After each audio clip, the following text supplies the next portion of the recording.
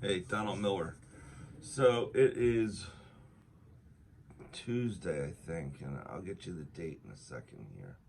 I'm just getting into the office, and I wanted to make. Oh, there we go, April 12th. All right. So I wanted to make a video about I guess going from being a sloppy electrician, especially as a helper, um, to how do you start that transition over to being valued as the quality of the work you're doing and not just the position you hold. And that's a huge difference. All right.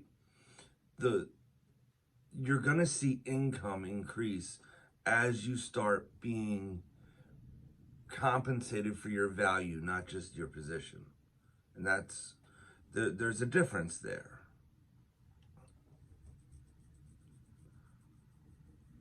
So my transition, I went from new construction to a group of guys that were just, work, drink, work, drink, work, drink. And it wasn't healthy, but they did teach a lot of techniques about pushing through the day, getting the hard work done. So there was some wherewithal within those companies. But really, I didn't start getting molded into a decent mechanic until Fuzzy came along. And it's amazing what one master electrician can teach another person. It really, that's the secrets to this trade that are released.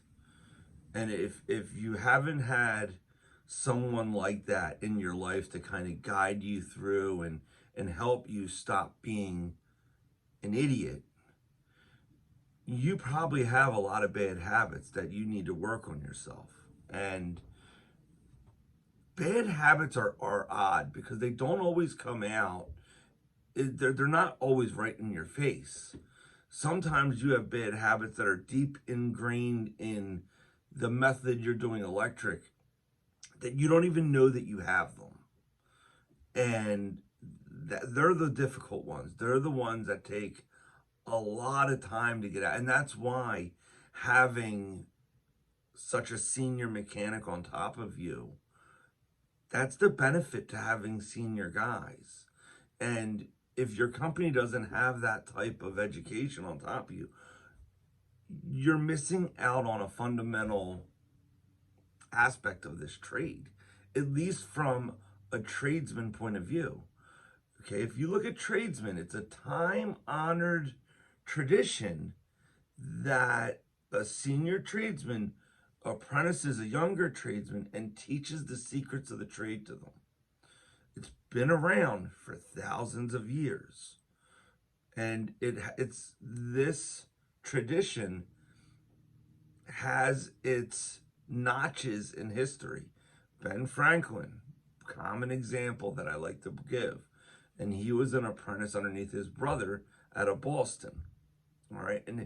And if you go back and you study apprenticeships, even back then, the reason they were so hard is because they only have you for a short period of time. Because back then, tradesmen were, I think they were paid like 15 pence a day. Ben Franklin wrote a book on how to live on 10 pence a day, and he was able to save 5 pence. And like it was about back then it was a boarding house, and it's a little different than apprentices today. All right, but let's go back to how do you start that transition over to value? And self-awareness is the first thing that you need to start studying. Self-awareness is rough. It's not an easy subject by any stretch of the means. All right.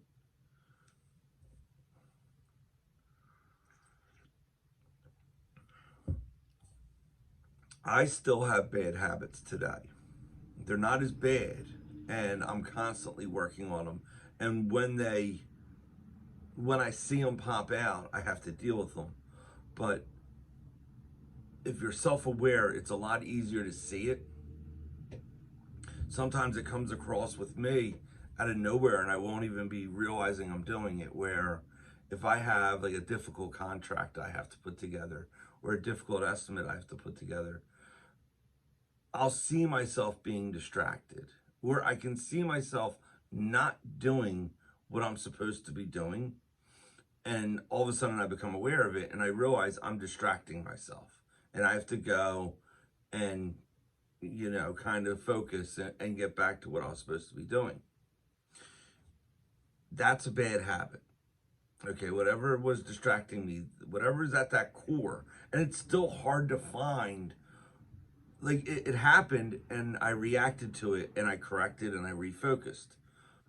But I still haven't figured out what caused that trigger. What caused me to become distracted? That's the root of it.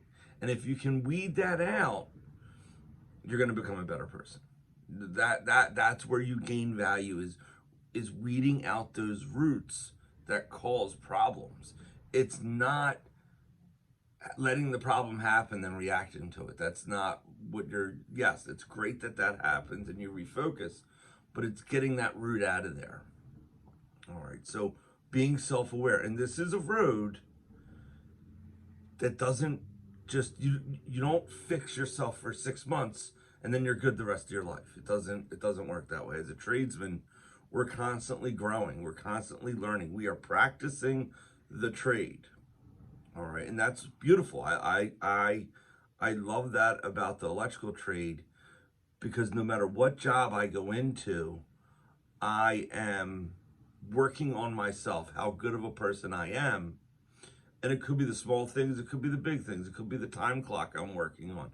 It could be arranging the guys and who works better with who needs more practice in certain areas. So as much as I would like to get a job done quickly, if one of my apprentices needs practice in this certain area, I would rather put him there than put someone else there that can blow it out.